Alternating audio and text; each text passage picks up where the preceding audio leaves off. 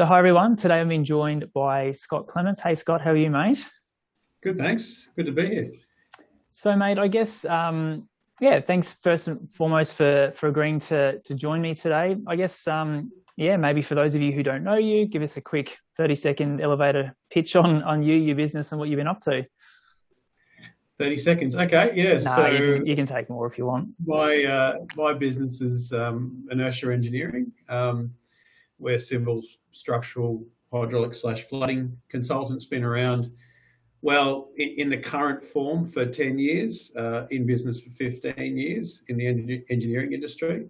But outside of engineering, my background includes finance, property development, project management as well. So I guess I've brought some of those skills and learnings to our consultancy, engineering consultancy business. On the personal side, married with three young boys that keep me busy and active. Yep. And tend to be active myself. Yeah. So whatever the current fad of exercise is I get into it. At the moment, it's triathlon for me. There was a bit of a stint in CrossFit for a while, but triathlons are all the rage. So yeah, that's where I'm focused. Mate. And I guess I'm keen to understand the inertia journey, like in terms of what made you start your own business, what happened there, and kind of the journey that you've gone on to get to where you are. So I mean, yeah, the start's Yeah, always a sure. good place to start. I started engineering straight out of university, obviously. Back in 1998, I spent 6 years in a mid-tier consultancy in Brisbane before going to the UK. Spent 3 years over there in a couple of different locations, but one in particular was a larger firm called Bureau Happold that had, I guess, a culture that I hadn't seen before in our industry. They're a big firm, but they had this real innovative, personal culture, which probably was one of the little steps that inspired me along the way. And we still use them as a bit of a benchmark for what we do and what we want to do here. But in saying that, after leaving the UK, I travelled for a bit and I decided not to continue with engineering. Now that was more to do with me not really liking the sort of, I guess, the real technical elements of everything we do. I certainly do like most engineers, solving problems and getting involved to an extent, but I probably don't like getting bogged down too much on doing the same thing. So I decided to go and try something else, which is where the property development, project marketing, also finance came into play. Unfortunately, that what I was doing there got hit by the GFC, and that business, it wasn't my business, but that business went bust. And I was about to get married, so I thought I better go back and get a real job again. Yep. And luckily, a mate of mine, David Kelly, who's my business partner here, had recently started a small consultancy firm and was looking for support. So joined him as a contractor to start with for, I don't know, 6 months or so, and then sort of a propositioned him to say, well, let's do this together and see where it goes. So that was he started in 2005, that was in 2008 when I joined him. The first 3 years, my wife and I had a new family, and I wasn't too worried about growing business or whatever. We had plenty of work despite coming out the back of the GFC, plenty of work to do ourselves, and just cruised along for 3 years doing that side of things until we decided to start being a real business, change names, getting websites, getting our own office, all sorts of stuff like that. And I guess that's what I say is the real start of the business. I don't count the stuff before it, Right. in a sense, because it was more of a personal thing. But so that was it 10 years ago, 2011. Yeah, right. And I guess to dive into some of the themes I want to explore with you, like from a leadership point of view, what have you found the most effective from growing the business, growing the team, that kind of thing? Yeah. I mean, I think that's not something that most people in our profession are great naturally at. No, agreed. And so there's been lots of lessons along the way. Look, I think that, I mean, I think it probably doesn't really matter what profession it is or if it's a profession at all. But to me, leadership probably comes down to an understanding first, an understanding of who you're talking to, whether it's an individual or a group of people, and I guess what motivates them. Looking out for what's interesting and inspiring out there as well. So what are other people doing well? What's the market doing well? Obviously, people look to leaders to lead. So leaders can't lead unless they don't know what's happening or what's the next thing. Yep. And for me, one of my sayings is engineering's an art form first and a science second. And that's sort of what I apply, I guess, generally to what I do. I like the creativity side of things. So how can we, innovate? When I say innovate, it's a bit of a dirty word. Some people get turned off by the word innovation, but I see that as just little things too.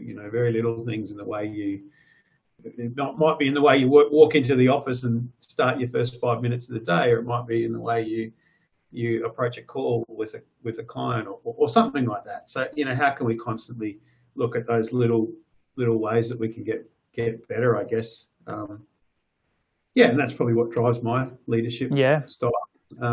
And probably the other thing is I'm certainly not a manager, and I'm probably a pretty average manager in a sense. So it's very hands off. My expectation of people is that they take the bull by the horns, and I'll leave them alone generally. And Matt, I'm curious to dive into that saying or that statement around art first, science second, because I think, I'm an engineer myself. I came through the ranks of, you go to uni and you're just taught to do numbers and you're taught to solve problems, and you're not really ever taught the human element and the client connection piece and doing all those.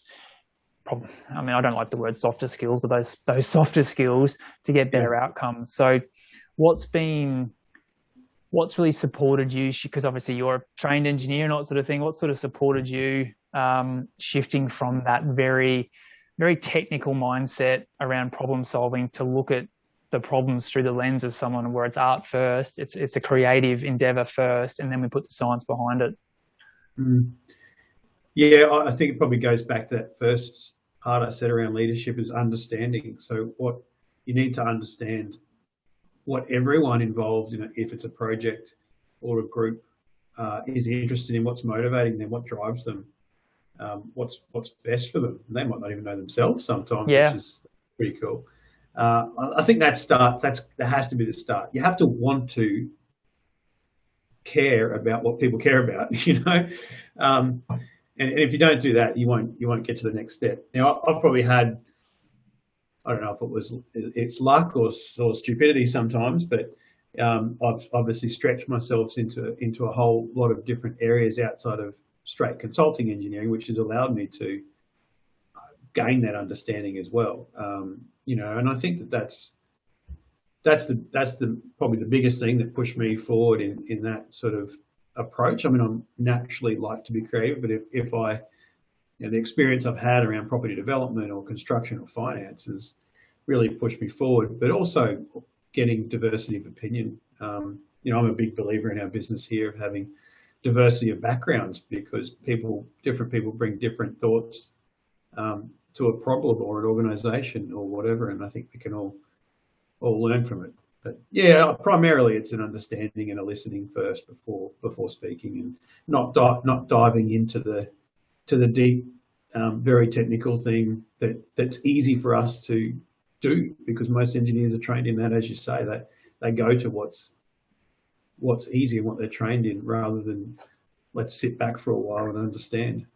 Yeah, and I think most people default, and it's human nature, default to the stuff that's easiest for us and the stuff that we're trained in, to go to something well, if I can sort this out with my calculator, that'd be really good. But if I have to have a hard conversation with a client, or if I have to maybe stop, pause and understand where my teammate's coming from, or maybe what my client really wants, that makes me a bit more uncomfortable.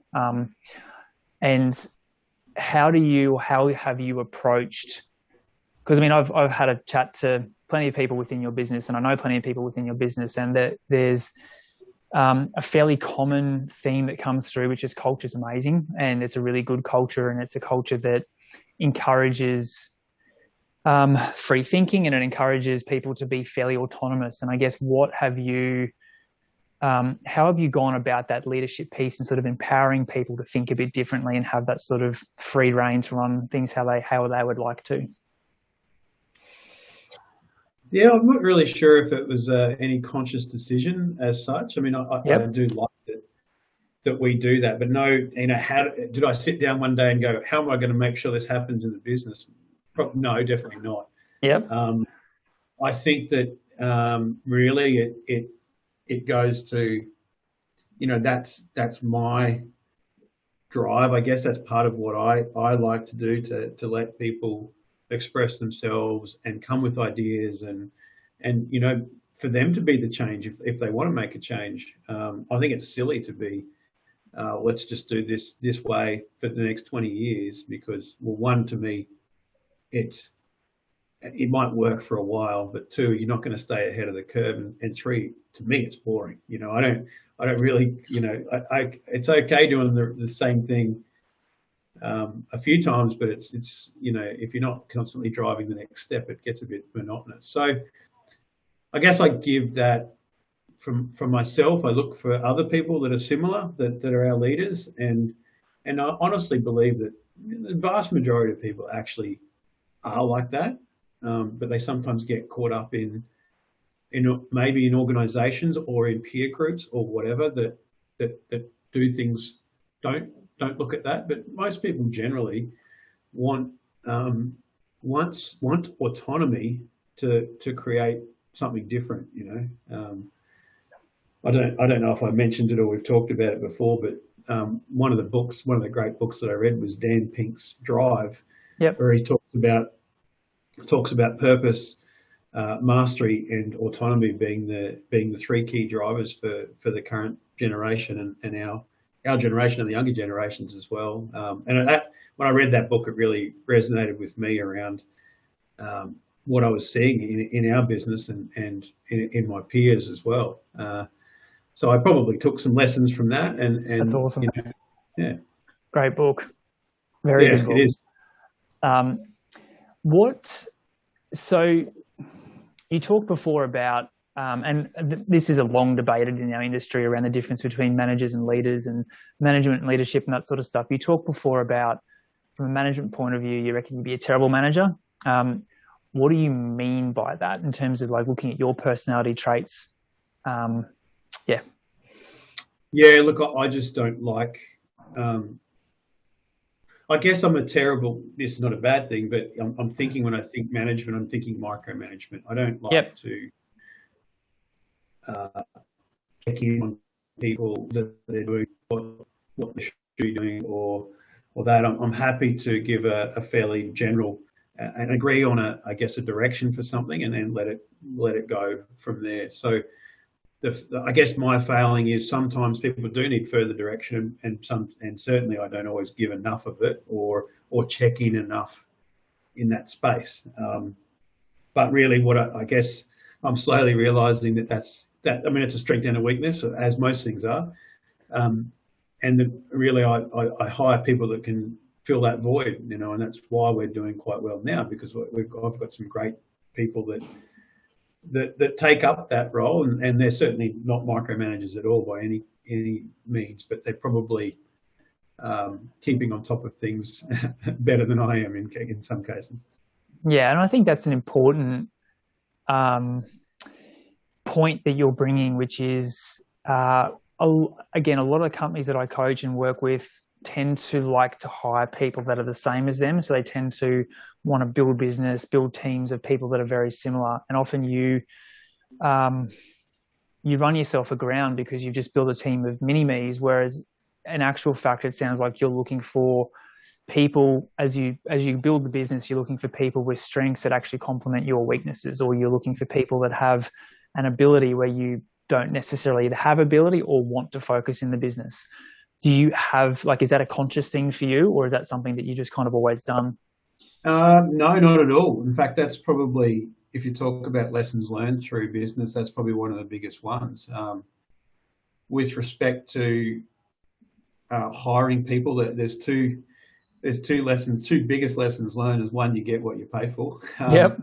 If you want a leader, then you know you have to pay for it, whether or not it's paying them more than you're paying yourself. It doesn't really matter. You have to do that in business sometimes. And yeah, the other one was, I did probably hire mini me's for quite a while, and I realised then that after a time, there's probably not a stabilisation around it, but we needed to mature as a business, and to mature as a business, I needed people with all sorts of different skills to step it to the next level, and the skills that I didn't have, because essentially I was more or less self-taught in what I was doing. So definitely, and I think maybe I stumbled on that a little bit to an extent, and once it started working well with people that were different, then I went, well, this is really what it is about. It's about, I guess, hiring for your weaknesses in a sense, Yep. and having a diverse group of people that can take something together. They obviously have to have the same purpose. That's key. Pointing in the same direction is important, because there will be differences of opinions on how to get there. But if we're pointing in the same direction, then it's pretty easy to stay on track and achieve something and resolve those differences. Yeah.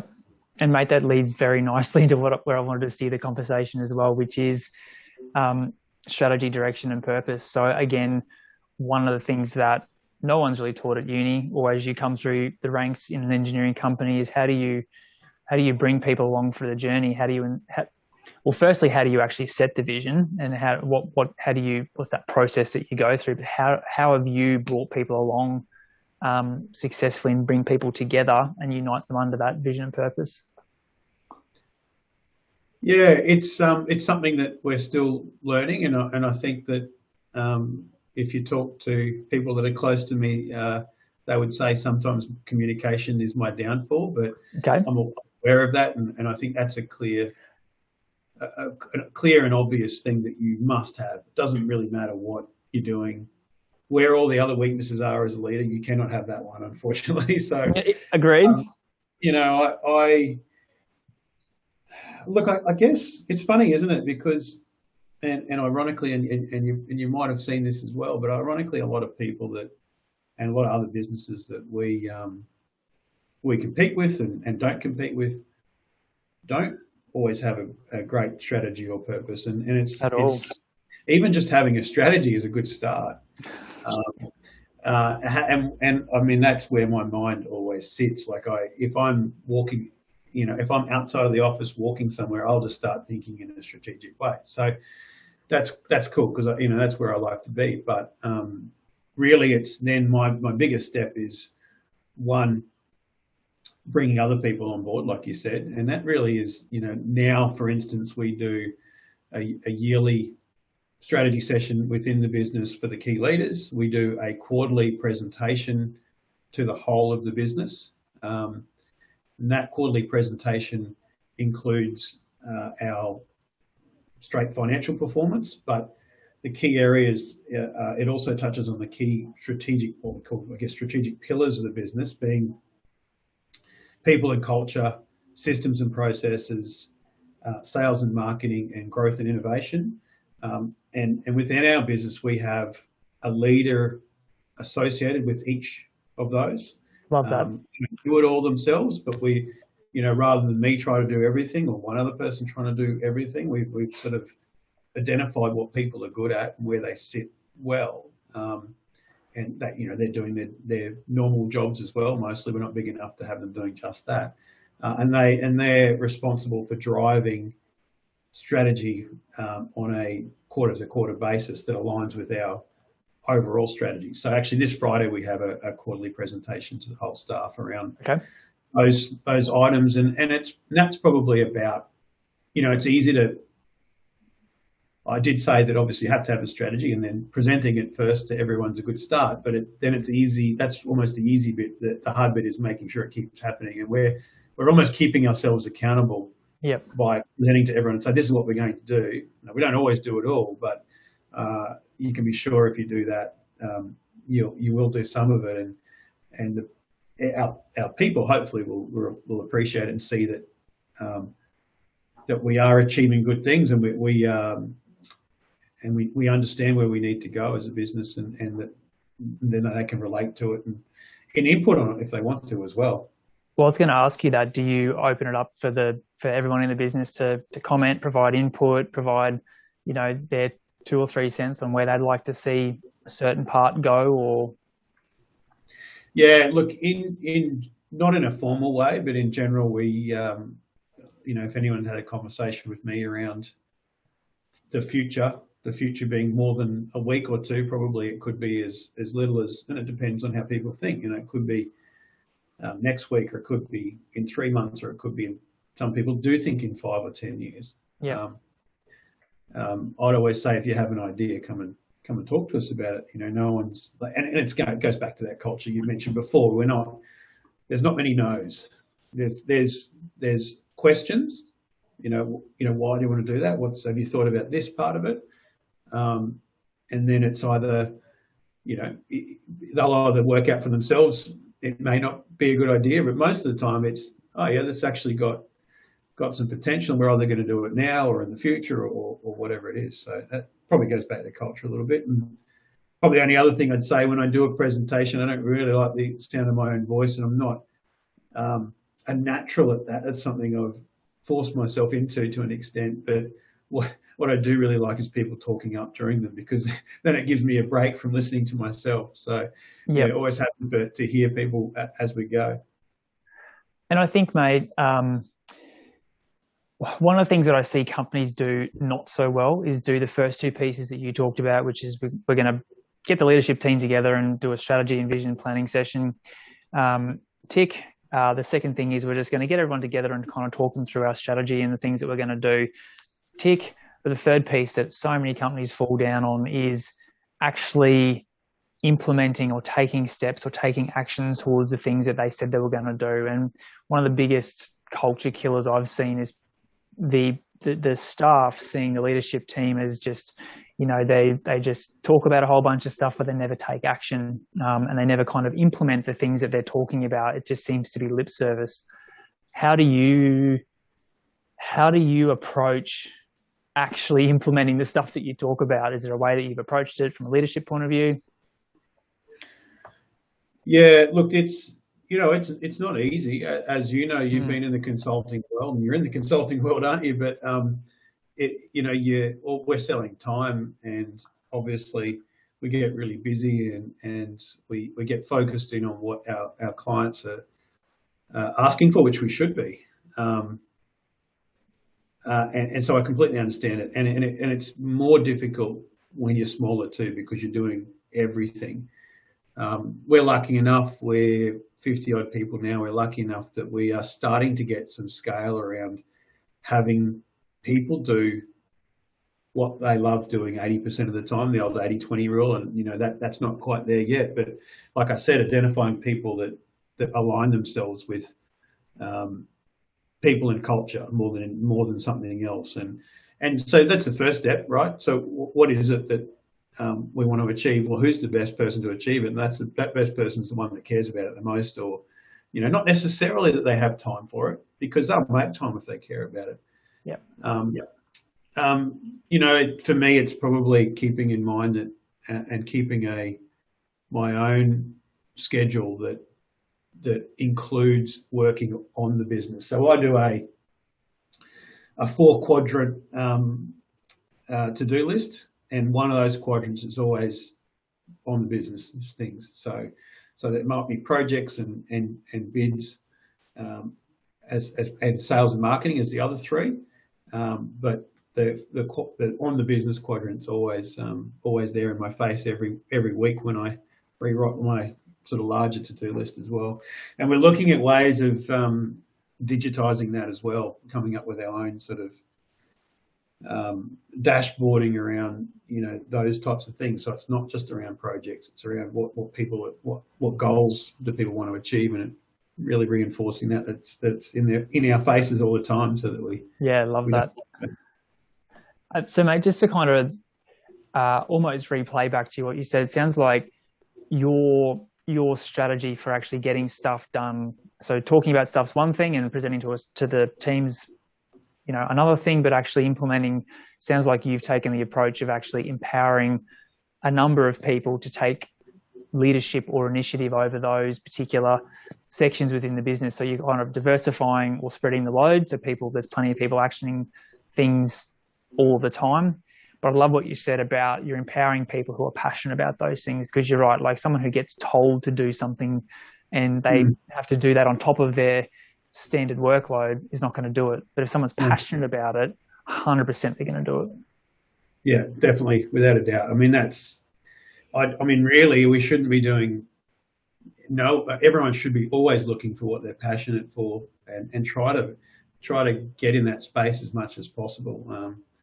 And I think that's probably our mantra, or our tagline, I guess you'd call it, for want of a better word, is our passion, your success, and that probably defines our culture a little bit here in general.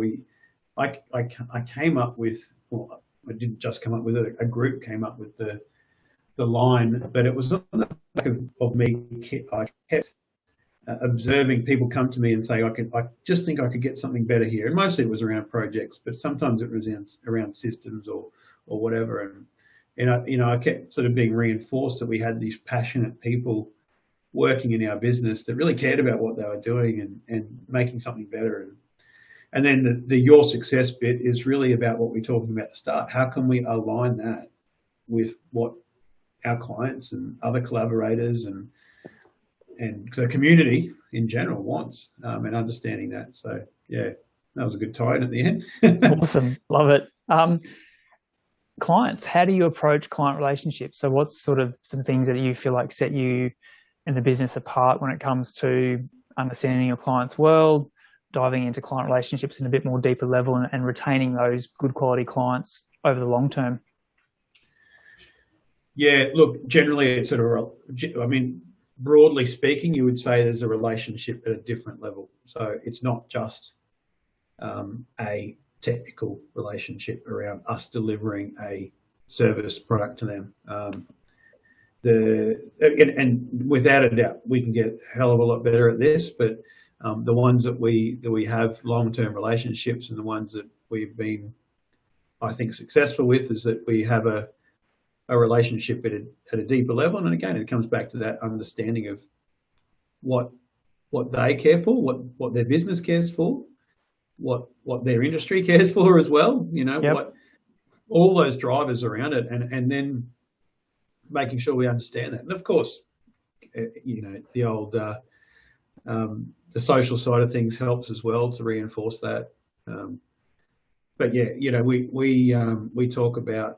And this is back to what you're saying before. We're all trained to do calculations and solve a problem, but we're not trained to talk to people and understand them. And we talk quite often to our staff that are wanting to get into more business development and client-facing roles, is that just try not to talk about anything technical, because that's what you know. We all know you know that, but to be fair, your client doesn't necessarily understand what you're saying. Firstly, yeah. Secondly, he expects you to know it. That's not. That's what he's paying you for. Yeah.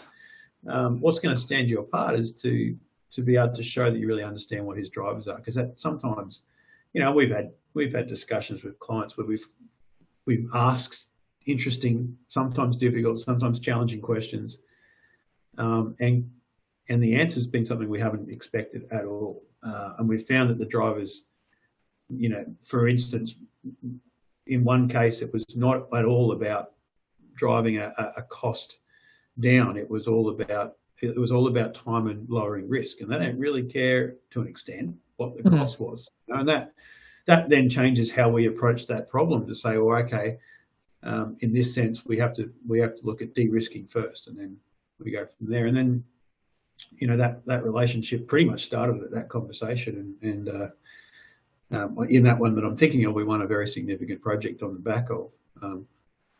But yeah, to summarise, I guess it's just going back to the start around talking non-technically and understanding what they Yeah. care about. And that's our real approach to it. Yeah. Well, it's meeting him at that human level, isn't it? Like at the end of the day, we're all humans. And like you said, the clients kind of expect that we have the technical ability to solve their problem, but it's more how could you go about connecting with that client on a deeper level, meeting them at a personal level?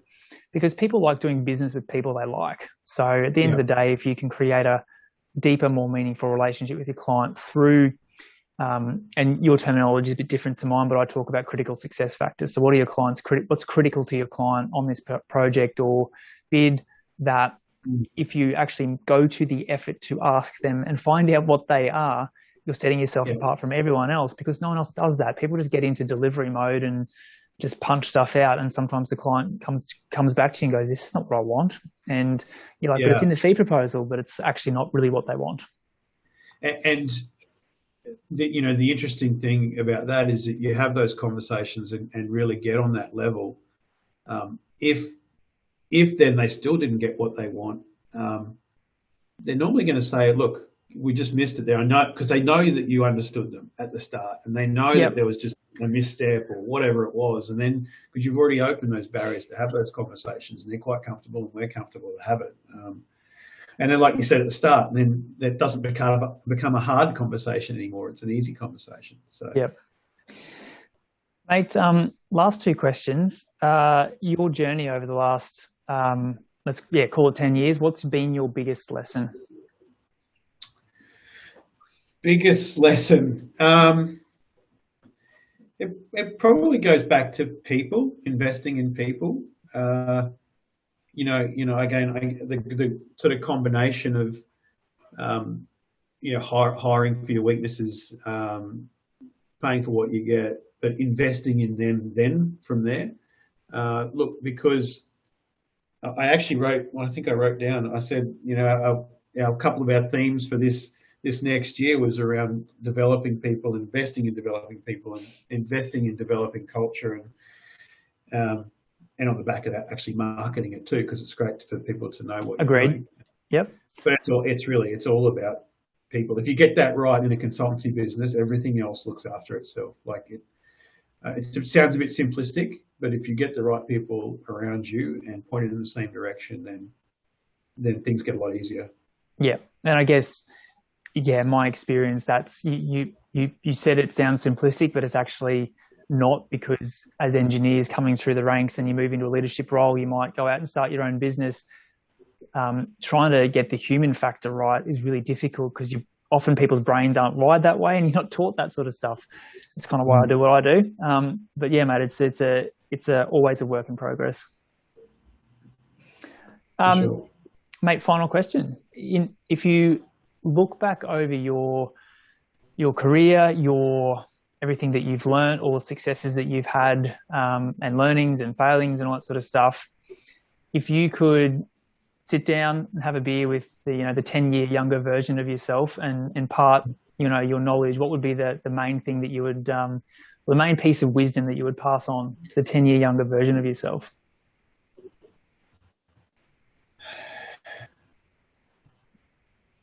That's a good question. I think that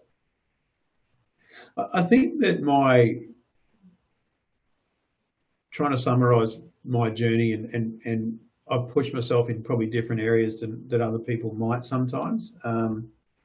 What that's given me in a lot of cases is confidence to do things differently. I've always had a drive to be different, and I think that's what comes with running a business a little bit. I think that's why you do it. Some people fall into it, obviously, but